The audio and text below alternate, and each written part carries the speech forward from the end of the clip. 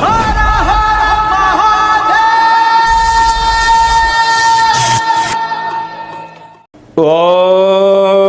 నమః శివాయ.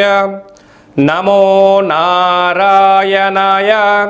కర్మ నివారణ కాలభైరవ దేవత అనుగ్రహ ప్రసాద సిద్ధిరస్తు. 16/4/2026 నుండి 30/4/2026 వరకు ద్వాదశ రాశిలో గ్రహ గమనాలను అనుసరిస్తూ ఎలా ఉందో తెలుసుకుందాం. ద్వాదశ రాశిలో గ్రహ గమనాలని తెలుసుకుందాం.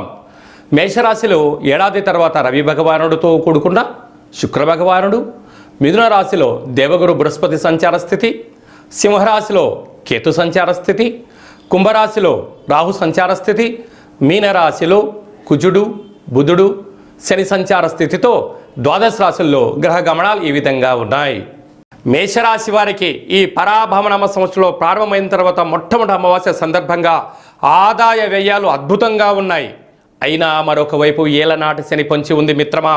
కనుక ఇలాంటి కాల సమయంలో ఎలాంటి విధులను పాటించాలో ఈ వీడియోలో సవివరంగా సంపూర్ణంగా తెలుసుకుందాం. మేషరాశిలో ఏ నక్షత్రాలు వస్తాయి అనగా అశ్విని నక్షత్రంలోని 4 పాదాలు, భరణి నక్షత్రంలోని 4 పాదాలు, కృతికా నక్షత్రంలో 1 పాదం కలిపితే మేషరాశి. ఏడాది తర్వాత రవి భగవానుడు మేషరాశిలో సంచారం చేయడం, అక్కడే శుక్రుడు సంచారం చేస్తున్నాడు. కనుక దయచేసి ఆన్లైన్ బెట్టింగ్స్ అని, జూదమని, దూరవాయు జల ప్రయాణాలు అనేక రకాల సమస్యలు పొంచి ఉన్నాయి. కనుక సంపాదించకపోయినా ఆనందమే.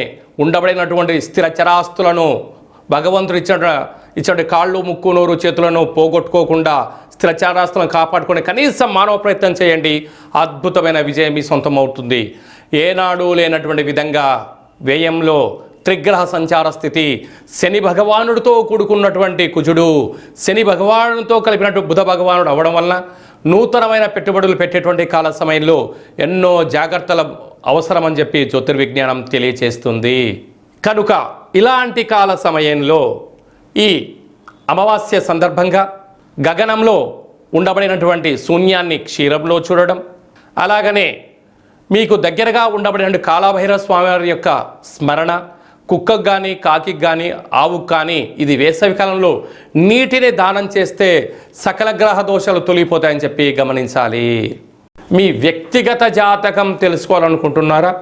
మీ యొక్క పేరు, పుట్టినటువంటి తేదీ, నెల, పుట్టినటువంటి సంవత్సరము, సమయము రాసి ఈ కింది వరకు వాట్సాప్ ద్వారా మీరు పంపించగలిగినట్లయితే 100 సంవత్సరాల జాతకాన్ని రాసి పంపించి మీరు పుట్టినప్పుడు గ్రహ గమనాలు ఎలా ఉన్నాయి, ప్రస్తుతం ఎలా ఉంటున్నాయి, ఈ పరాభవన సంవత్సరంలో ఎలాంటి విజయాలు పొందాలో తెలియచేస్తూ రాబోయేటువంటి కాలంలో అద్భుతమైన యోగాలను దోషాలను తెలియచేస్తూ మీ యొక్క జీవితంలో సువర్ణమయంగా కావాలని కోరుకుంటున్నాం. కనుక ఈ కేంద్రంలో సంప్రదించి తెలుసుకోగలరు.